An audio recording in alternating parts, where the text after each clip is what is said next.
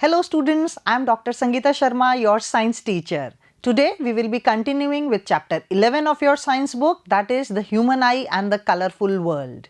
In today's video, that is part 5 exercises, we will be dealing with all the exercises given at the end of this chapter. We have already done the in-text exercises, that is the problems given in between the chapter, and today we will do the exercises which are given at the end of the chapter. Now students, in order to solve the exercises, we must recall the formulae used, and here we will be using two formulae. The first formula is again the lens formula, which we already know, and the second formula used will be that for power of lens. So firstly we will be using the lens formula, and the lens formula, as you know, is 1 upon f is equal to 1 upon v minus 1 upon u. Now here students, you know that f stands for focal length of the lens, v stands for the distance of the image from the lens, and u stands for the distance of the object from the lens, and all these distances are measured from the optical center of the lens, and using proper sign conventions we will substitute the values here and we will solve the numerical problems. The second formula used is that for power of lens. So power of lens, which is denoted by capital P, is equal to 1 upon f.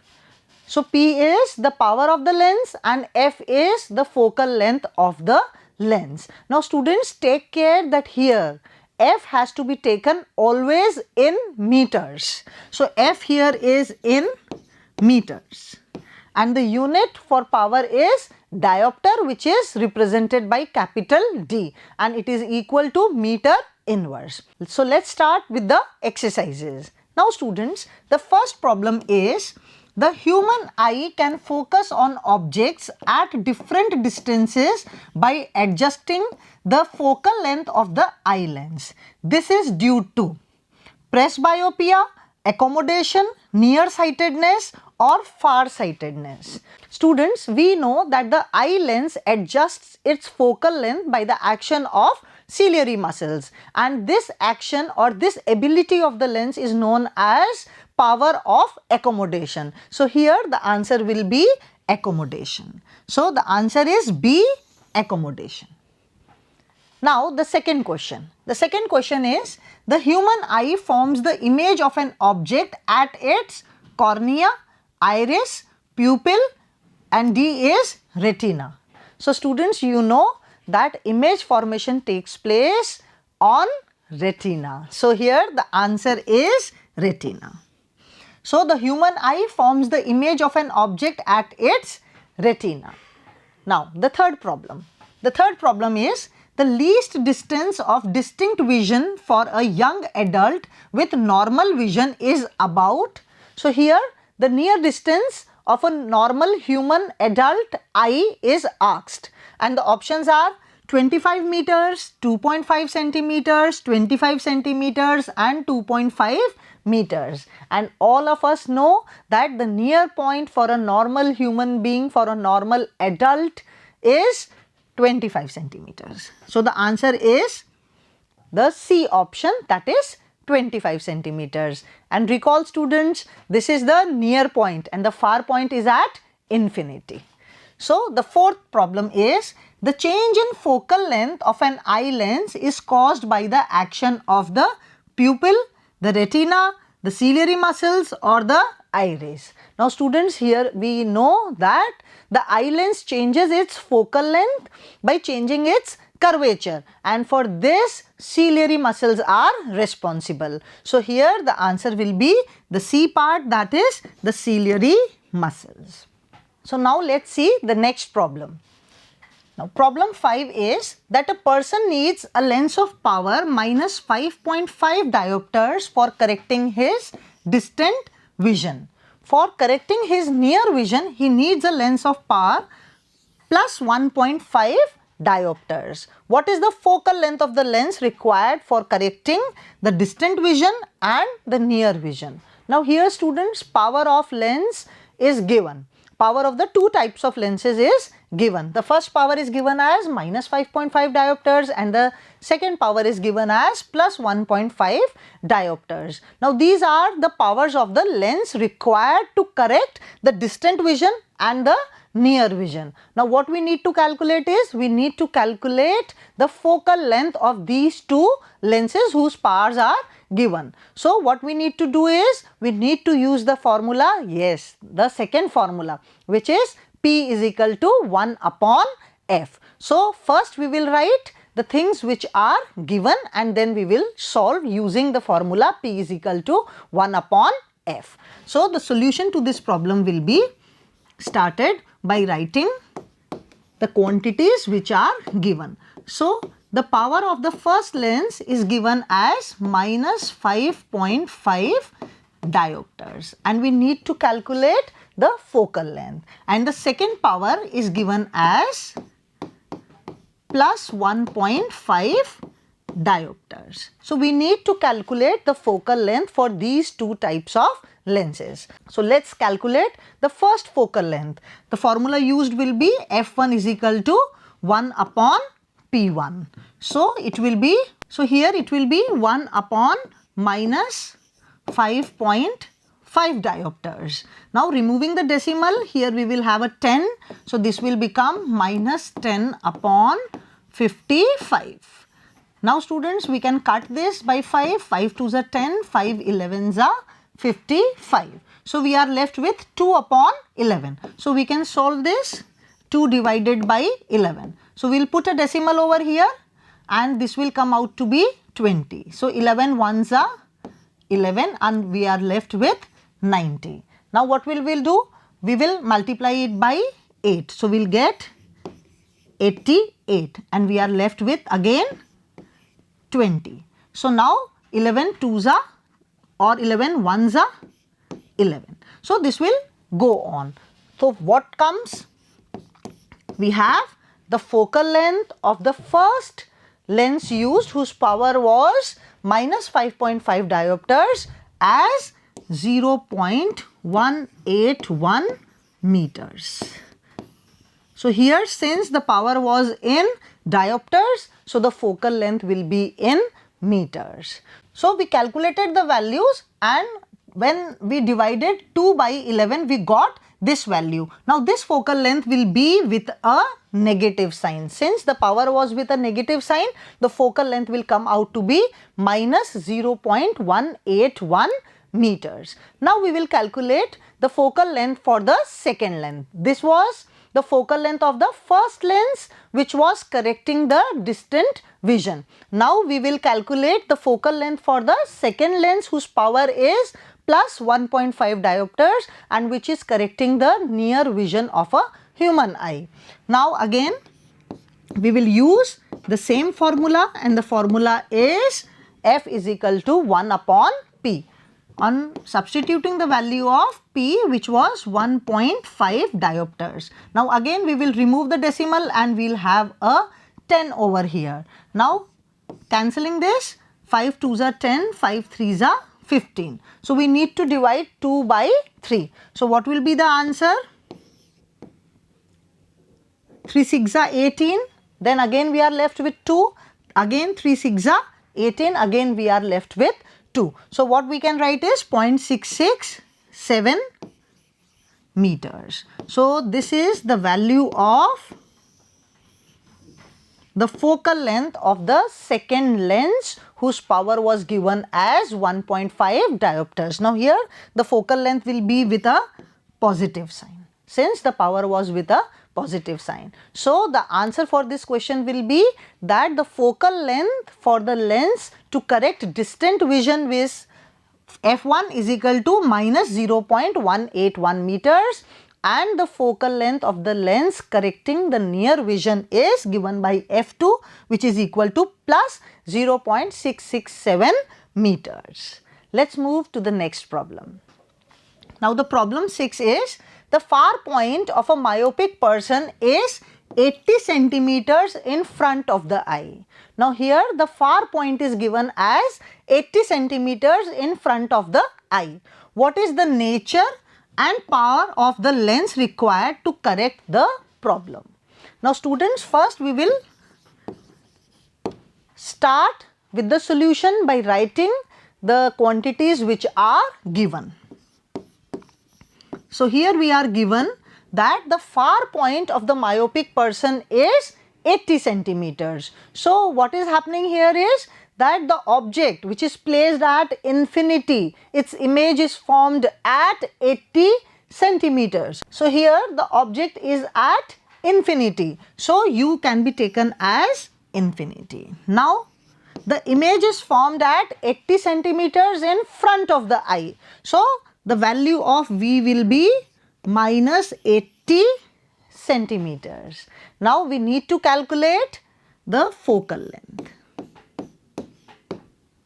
Now since this is a myopic eye, so for correcting a myopic eye, we use a concave lens as a correcting lens. So what is the nature and power of the lens required? So in order to calculate the power, we need to calculate the focal length. And what will be the nature?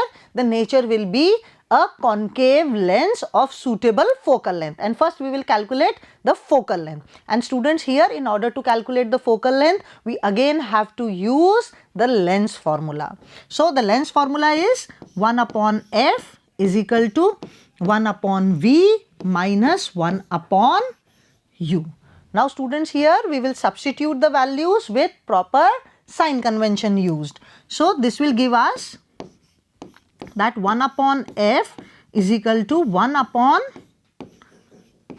minus 80 minus 1 upon infinity. Now 1 upon infinity is equal to 0 because infinity is that large number. When 1 is divided by infinity, then what we get is we get a 0. So 1 upon infinity turns out to be 0. So 1 upon f is equal to minus 1 upon 80. So what we get is f is equal to minus 80 centimeters. Now students, here the value of f is in centimeters. So we need to change it into meters before calculating the power of the lens. So first we will calculate the value of the focal length in meters. So f will become minus 80 upon 100 meters. So it will come out to minus 0.8 meters. So this is the focal length of the concave lens used to correct the myopic eye. Now we need to calculate the power. So the formula for the power is P is equal to 1 upon f. On substituting the value, it will become 1 upon 0.8. On removing this 0, we will have a 10 in the numerator and 2 5s are 10, 2 4s are 8. And we can further solve this by dividing 5 by 4. So we will have 4 1s are 4, we will be left with 1. On putting a decimal, we will have a 10 over here. So 4 2s are 8, we will be left with 20. So 4 5s are 20. So what we get is that the power of lens will be, now students, here we had a negative sign. So this has to be with a negative sign. So the power of the lens will become minus 1.25 diopters. So here the focal length was calculated as negative 0.8 meters. So the power came out as minus 1.25 diopters. Now students, here since the eye is a myopic eye, so we will be using a concave lens as the correcting lens, and the focal length of this concave lens will be minus 0.8 meters, and the nature is that it is a diverging lens. Yes. So a diverging lens of focal length 0.8 meters has to be used to correct this myopic eye. So now let's see the next problem. The next problem is that make a diagram to show how hypermetropia is corrected. The near point of a hypermetropic eye is 1 meters. What is the power of the lens required to correct this defect? Assume that the near point of the normal eye is 25 centimeters. Now students, here we have a man suffering from hypermetropia. We have a person suffering from hypermetropia, and the near point of the hypermetropic eye is given as 1 meters, that is 100 centimeters. And we need to calculate the power of the lens. Now students, here we are given with the image distance, that is the image is formed at 1 meters, that is 100 centimeters, and when the object is placed at the near point, that is 25 centimeters, we get an image at 1 meters. So what we need to calculate is, we need to calculate the power of the lens, and in order to calculate the power of the lens, first we need to calculate the focal length, and we will calculate the focal length using the lens formula, and then we will use the formula for power and we will calculate the power. Now before doing all this, first let's draw a diagram to show how hypermetropia is corrected. Now students, as you know that hypermetropia is also known as far sightedness. तो जो एक hypermetropic आई होती है students, आपको पता है उसके अंदर डिस्टेंस पे रखे हुए ऑब्जेक्ट्स तो जो हैं वो नजर आते हैं, पर पास में रखे हुए ऑब्जेक्ट्स नजर नहीं आते. और एक हाइपरमेट्रोपिक आई को करेक्ट करने के लिए हम एक कॉन्वेक्स लेंस यूज करते हैं जो कि एक कन्वर्जिंग नेचर का लेंस होता है. सो उसका एक डायग्राम बनाएंगे और उसको एक्सप्लेन करेंगे. So the correction is done by, this defect can be corrected by using a convex lens of suitable focal length. So the convex lens of spectacles reduces the divergence of rays of light entering the eye. Hence this lens makes the rays of light appear to come from the near point of the defective eye. Now as we know students, in case of hypermetropia, the image is not formed on the retina, but it is formed behind the retina. So what we do is, we use a corrective convex lens, and what happens is, it reduces the divergence, because this is a converging lens, so it reduces the divergence, or in other words you can say it converges the light falling on it. So what happens is, the image which was being formed behind the retina starts being formed on the retina. That is, the image is formed on the retina, so we get a proper vision. So here in this diagram we have shown this clearly, that we'll use a convex lens of proper focal length, and this convex lens will reduce the divergence, and when it will fall on, when the light rays will fall on the eye lens, the image will be formed on the retina instead of behind the retina. So here correction for hypermetropic eye is shown in this figure. Now let's calculate the value of focal length for this convex lens. So in order to calculate the focal length, we will first write the quantities which are given. So we are given with U, which is 25 centimeters. We are given V, which is 1 meter, that is 100 centimeters. Now students, here we need to use the proper sign convention. Now since U is again in front of the lens, so you will be having a negative sign. Moreover, V is also in front of the lens, so we will also be with a negative sign. So here we will have minus 100. So V is minus 100 centimeters. Now we will use the lens formula, which is 1 upon F is equal to 1 upon V minus 1 upon U. So what we will get is that 1 upon F is equal to, we will put the values, so 1 upon minus 100 minus 1 upon minus 25. So here the LCM can be taken as 100. This negative sign will go with this negative sign. So what we will have is, here we will be left with minus 1 and 25, 4s are 100. So we will have a plus 4. So this will come out to be 3 upon 100. Right, students? So this is the value for 1 upon f. So f will become 100 upon 3.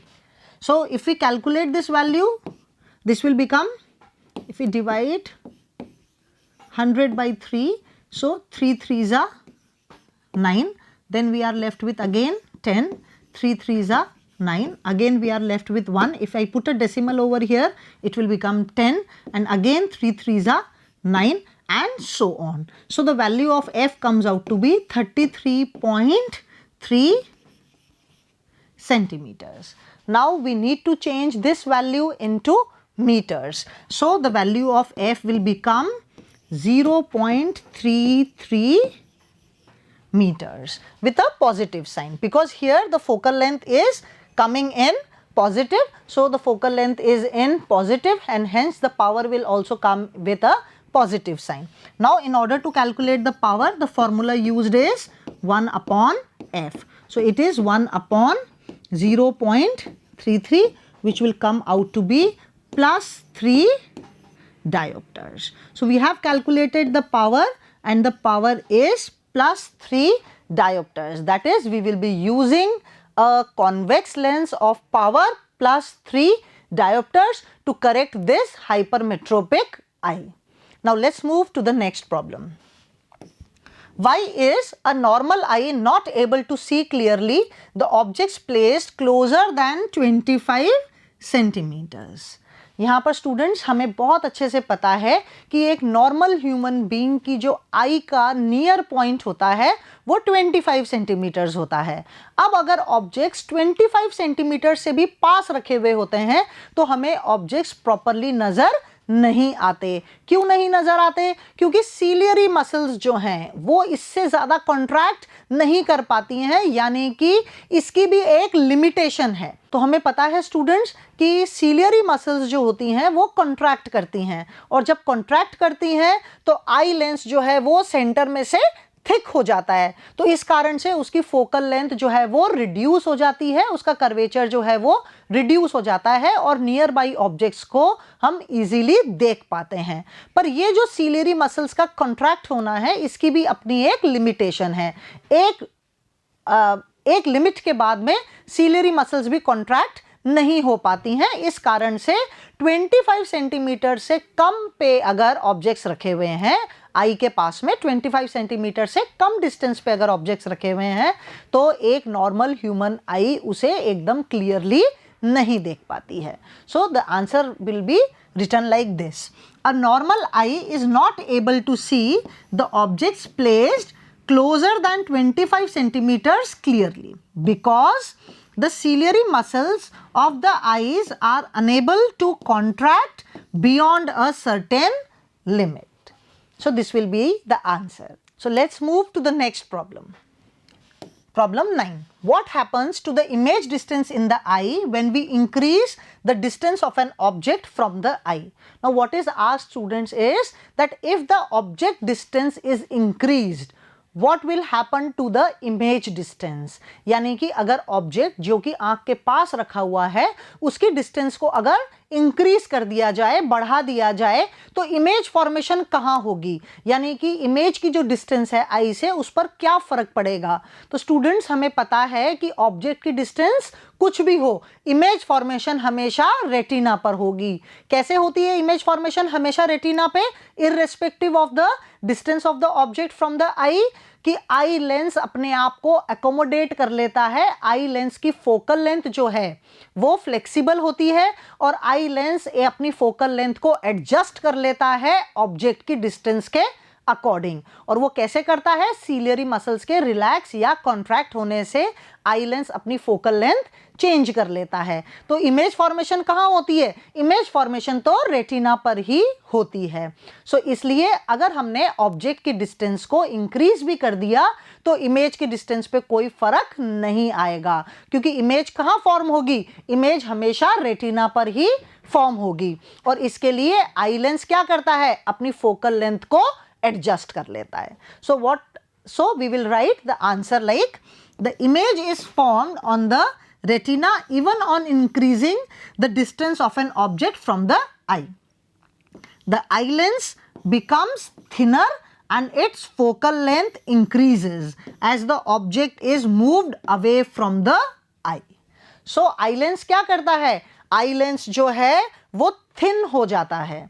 Thin होगा तो उसकी focal length क्या होगी? उसकी focal length जो है वो increase हो जाएगी और ऑब्जेक्ट की डिस्टेंस बढ़ाने पर भी इमेज फॉर्मेशन रेटिना पर ही होगी.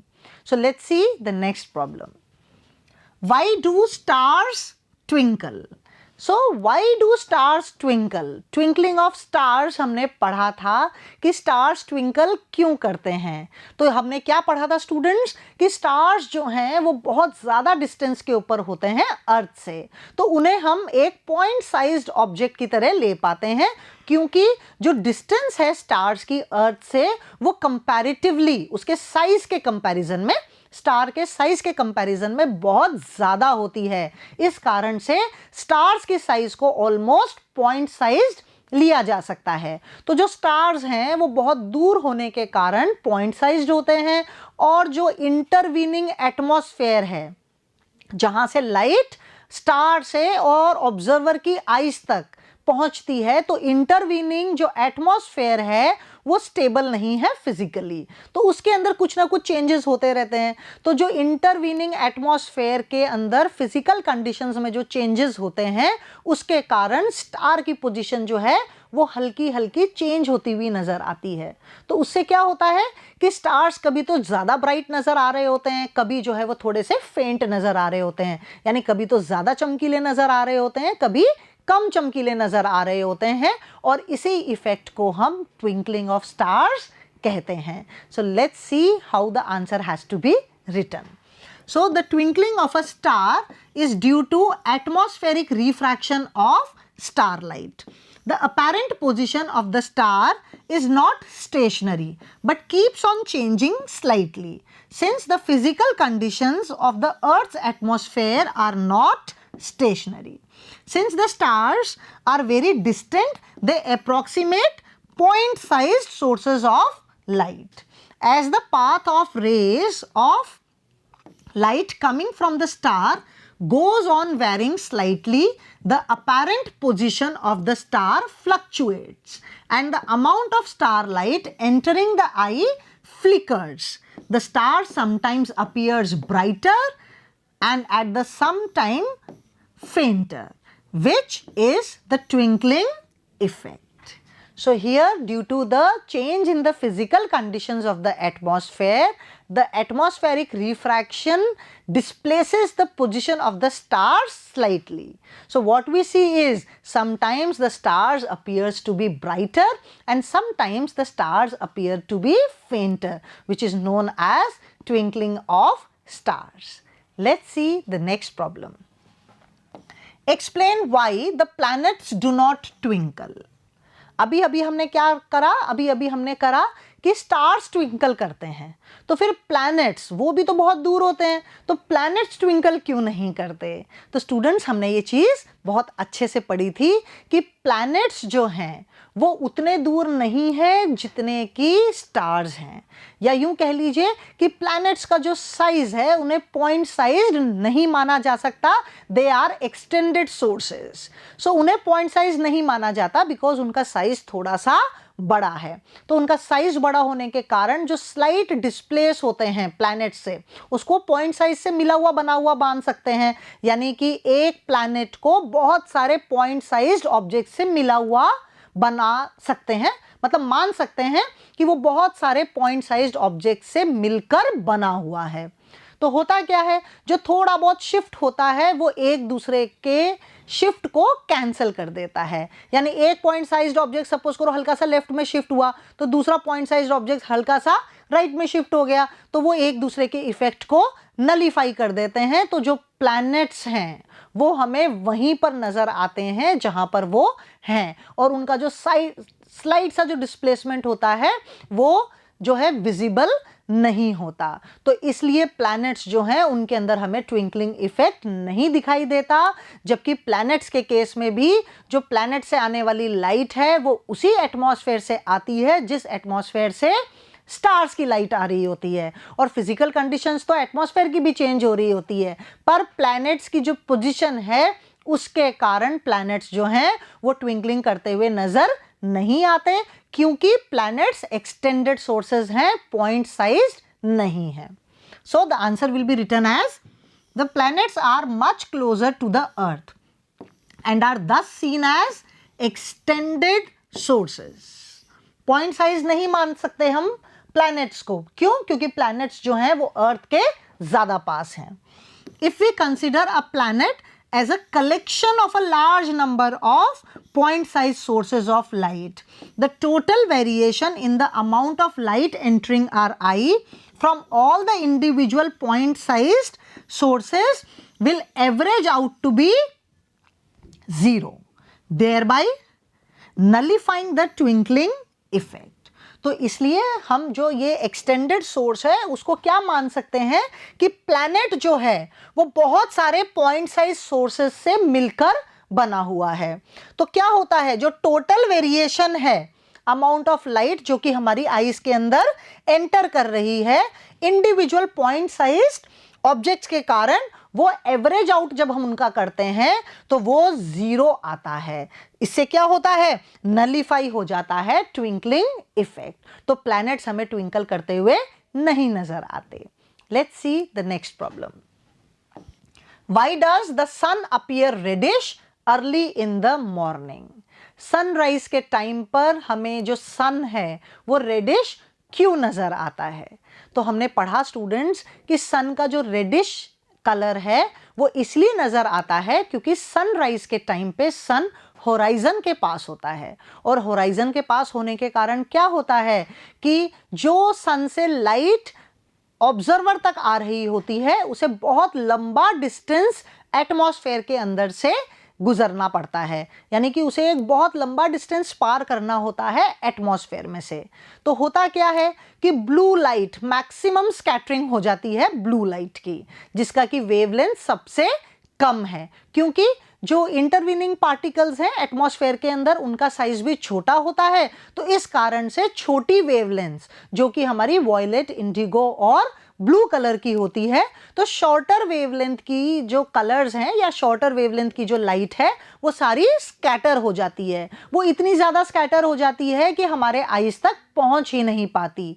तो जो सबसे कम स्कैटर होती है, सबसे कम कौन सी स्कैटर होगी? जिसकी वेवलेंथ सबसे ज़्यादा होगी. और सबसे ज़्यादा वेवलेंथ किसकी होती है? रेड कलर की, ऑरेंज कलर की. तो वो जो रेडिश ऑरेंज कलर की लाइट है उसकी वेवलेंथ सबसे ज़्यादा होने के कारण उसकी स्कैटरिंग सबसे कम होती है. तो यानी वही लाइट हमारी आइज तक पहुंच पाती है, ऑब्जर्वर की आइज तक पहुंच पाती है जो कि अर्थ पर है. तो इस कारण से होराइजन के पास जब सन होता है सनराइज के टाइम पर, तो सन हमें रेडिश नजर आता है. So this is written like this. At the time of sunrise the sun is near the horizon. The light rays from the sun near the horizon have to pass through larger distance in the Earth's atmosphere before reaching our eyes. Since the sunlight has to travel maximum distance inside the Earth's atmosphere, it passes through maximum number of particles suspended in the air. उसको बहुत लंबी distance travel करनी पड़ती है, इसलिए सबसे ज़्यादा उसको सस्पेंडेड पार्टिकल्स में से होकर गुजरना होता है. Near the horizon most of the blue light and other lights of shorter wavelengths, that is green and yellow, are scattered away by these particles. Students, we remember the acronym VIBGYOR, and what we see is red is having the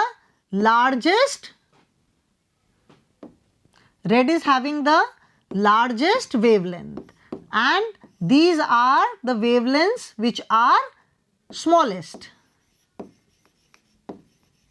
and green and yellow are also having smaller wavelengths as compared to the red and the orange colors.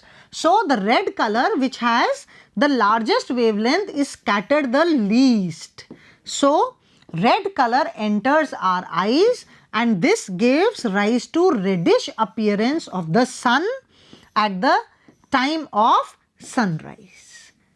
This is again the case when sun sets.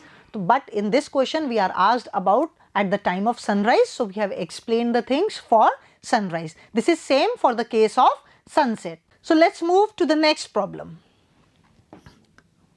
That is problem 13. Why does the sky appear dark instead of blue to an astronaut?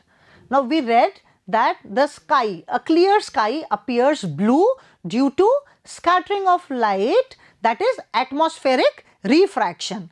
Now what here we are asked is that why does the sky appear dark instead of blue to an astronaut? Now students, the astronauts are in space. Astronauts जो होते हैं वो कहाँ पर होते हैं? Space में होते हैं. और स्पेस का मतलब क्या हो गया कि अर्थ का जो एटमॉस्फेयर है उसको भी पार करके एस्ट्रोनॉट्स की पोजीशन होती है. अब वहां पर एटमॉस्फेयर है ही नहीं तो एटमॉस्फेरिक रिफ्रैक्शन होगा ही नहीं. एटमॉस्फेरिक रिफ्रैक्शन के कारण ही तो हमें ब्लू कलर नजर आता है स्काई का, क्लियर स्काई का. So we will write the answer like this. The sky appears dark instead of blue to an astronaut because there is no atmosphere in the outer space that can scatter the sunlight. As the sunlight is not scattered, no scattered light reaches the eyes of the astronauts and the sky appears black to them. So this is the reason why the sky appears dark or black to astronauts which are in the space. So students, this is the completion of the chapter. This is how we solved all the exercises given inside the chapter, at the back of the chapter, and we have done all the theory portion also. So we have completed chapter 11, the human eye and the colorful world around us. Now we are ready to move to start with a new chapter. So in our next video, we will start with the new chapter, that is chapter 12. Till then, take care, stay safe, stay healthy. Bye-bye.